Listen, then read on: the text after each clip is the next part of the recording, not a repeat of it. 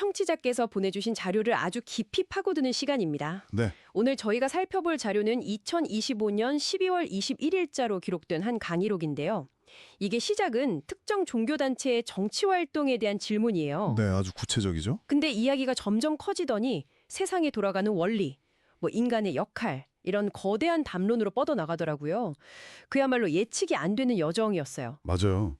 이 자료를 쭉 따라가다 보면 뭐랄까 현미경으로 막 세포를 들여다보다가요. 네네. 갑자기 망원경으로 확 은하계를 보는 듯한 그런 느낌을 받게 되죠. 아, 비유가 정확하네요. 그래서 오늘 저의 임무는 이 급격한 시점 변화를 놓치지 않고 따라가면서 그 안에 숨어있는 핵심 주장 3가지를 명확하게 짚어보는 겁니다. 3가지요? 네, 첫째는 종교와 권력의 관계, 둘째는 인류가 처한 어둠이라는 진단, 그리고 마지막이 아마 가장 놀라실 텐데 사회 밑바닥 계층에 대한 아주 혁명적인 재해석입니다. 알겠습니다. 그럼 그 여정의 출발점부터 한번 가보죠.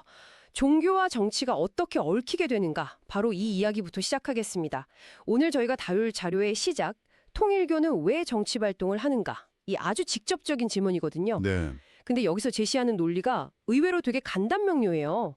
그러니까 종교단체가 일정 수준 이상의 경제력을 갖추게 되면요. 그러면 정치와의 연결이 이게 선택이 아니라 필연이 된다는 거죠. 그렇죠. 힘이 없을 때는 아무도 거들떠보지 않는데 돈과 조직, 그러니까 세력이 커지면 정치인들이 먼저 손을 내밀 수밖에 없는 구조가 만들어진다는 분석인 거죠. 네, 바로 그 지점. 근데 여기서 흥미로운 건 이 자료가 통일교의 현재 모습하고 그들이 가졌던 본래의 역할을 아주 명확하게 분리해서 설명하고 있다는 점이에요. 본래의 역할이요.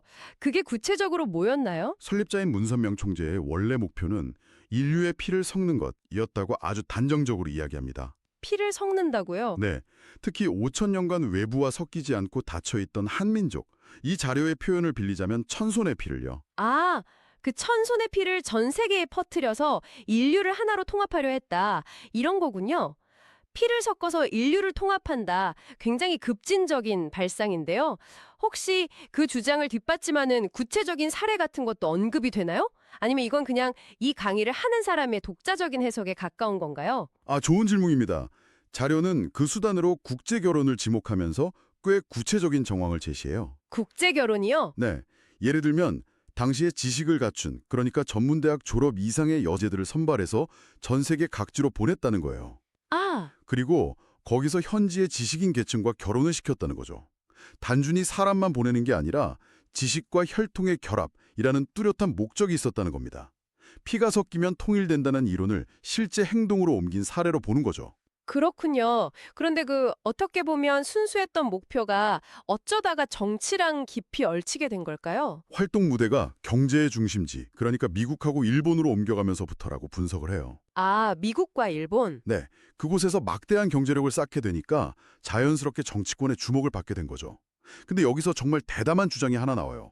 어떤 거죠? 당시 미국의 대통령은 여당이든 야당이든 문선명 총재의 도움을 받지 않고 된 사람이 하나도 없다. 이런 구절이 나옵니다. 잠깐만요. 이거는 거의 역사를 뒤흔드는 수준의 주장 아닌가요? 미국의 대통령 선거를 좌지우지했다는 거잖아요. 그렇죠. 이 자료는 이걸 사실로 받아들이라는 건가요? 아니면 그만큼 영향력이 막강했다는 걸 강조하는 수사적인 표현일까요? 이 강의록의 화자는 이걸 사실의 영역에서 설명하고 있습니다.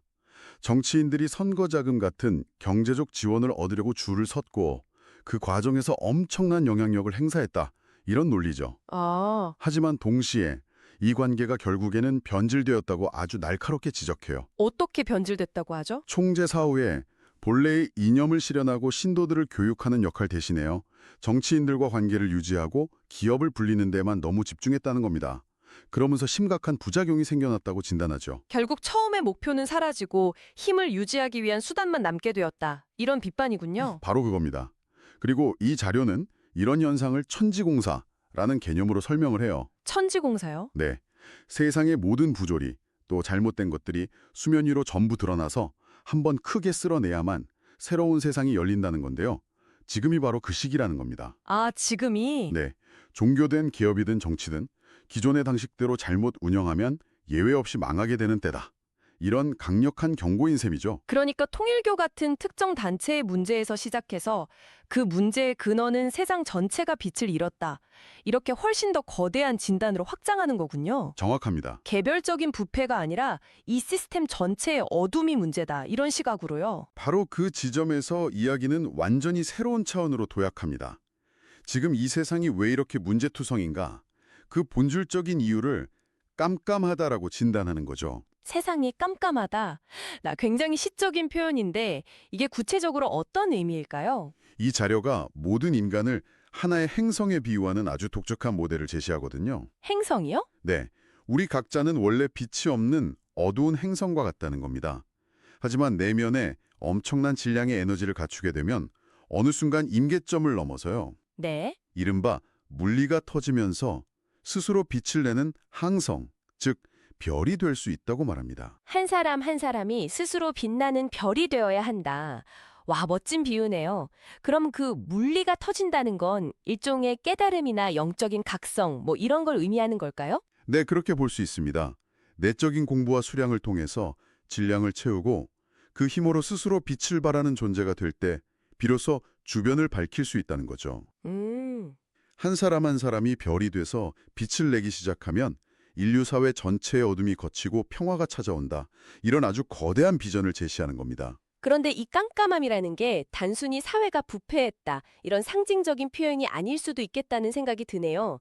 자료에서 더 충격적인 주장을 하죠. 네, 바로 그 지점이 이 강의록에서 가장 섬뜩하고 또 논쟁적인 부분입니다.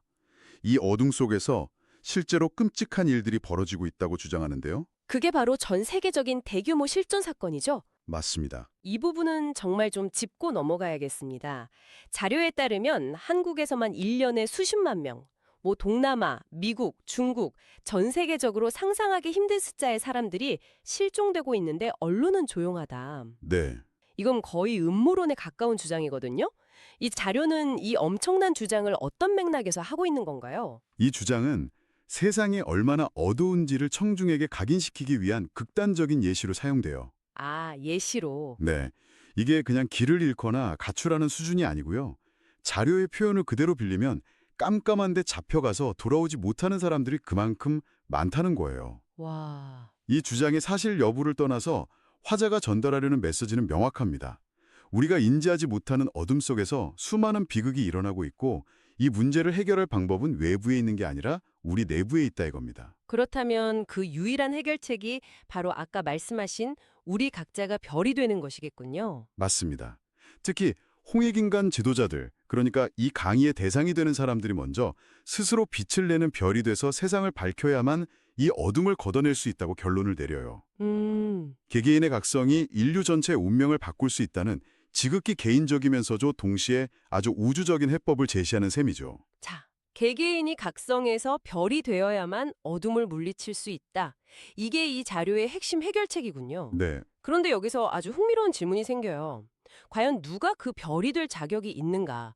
보통은 뭐 학자나 성직자, 아니면 사회적으로 존경받는 인물들을 떠올릴 텐데 이 자료는 완전히 예상 밖의 인물들을 지목합니다. 그렇죠. 여기서부터 이 강의록의 가장 도발적이고 또 상식을 뒤엎는 주장이 시작됩니다. 바로 건달에 대한 이야기입니다. 건달이요? 아니 저희가 흔히 생각하는 그 뭐 주먹 쓰고 어슬렁거리는 그 건달 말인가요? 네, 바로 그 건달입니다. 와, 이거는 좀 어질어질하네요. 우리가 영화 뭐 신세계나 범죄도시에서 보던 그런 인물들을 갑자기 히말라야의 구도자에 비유하는 것 같아서요. 하하, 비유가 정말 정확하십니다. 보통 우리가 건달이라고 하면 딱 폭력배, 사회 부적응자 이런 이미지를 떠올리잖아요. 그렇죠. 당연히 그렇죠. 그런데 이 자료는 그들을 모두 수행자이자 하늘의 제자들이라고 부릅니다. 수행자요? 여기서 그치지 않아요. 정치인, 종교 지도자들까지 지식을 갖추고 무언가를 도모하는 이들 모두를 상위 계층의 건달로 규정해버립니다. 세상을 어슬렁거리면서 무언가를 꾀하는 사람이 전부 건달이다. 개념 자체가 완전히 다르네요. 네. 깡패랑 건달을 구분하는 대목도 아주 인상 깊었어요. 아, 맞아요. 무작정 깡다구를 부리는 깡패는 지식이 모자란 하수고, 하수고. 네, 판을 읽고 지슬렁거리면서 정치를 하는 게 진짜 건달이라는 거죠. 건달을 훨씬 더 고차원적인 존재로 보고 있는 거예요. 알겠습니다. 그런데 대체 왜, 무슨 근거로 이들을 수행자라고까지 부르는 걸까요? 그들의 삶이 힘들다는 것만으로는 설명이 좀 부족한데요. 이 자료의 논리는 이렇습니다. 그들의 삶 자체가 다른 누구도 겪기 힘든 극한의 수행 과정이라는 거예요. 삶 자체가 수행이다. 네.